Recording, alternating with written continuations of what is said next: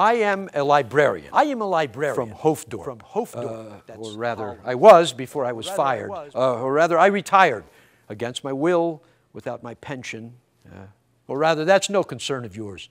Or rather, it will be, but not yet. In the back of every book you see, there's a little envelope. In this little envelope, there is a little card, and on that little card, the little date the book is due. This is my stamper.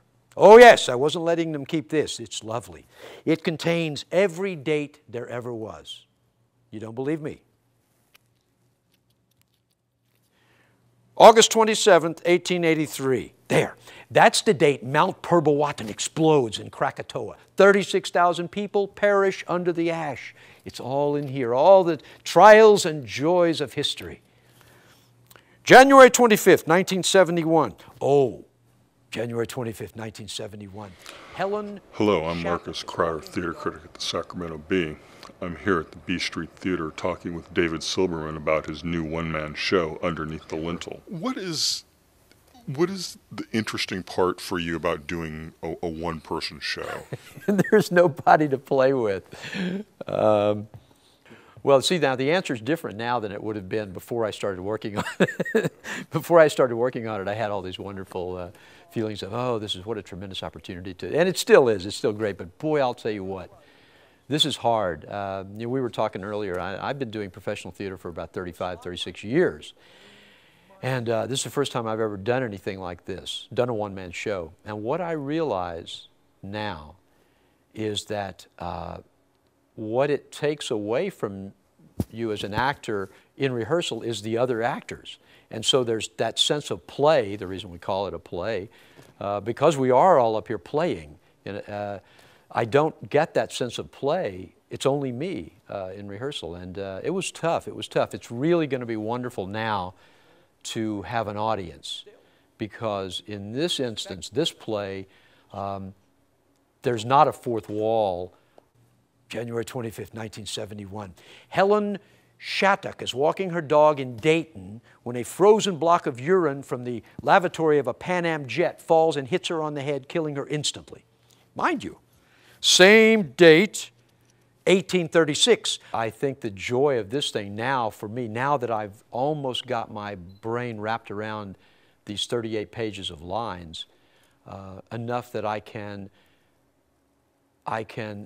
get out of my head a little bit as I work and not be so much in there thinking about the lines. I can be playing the play.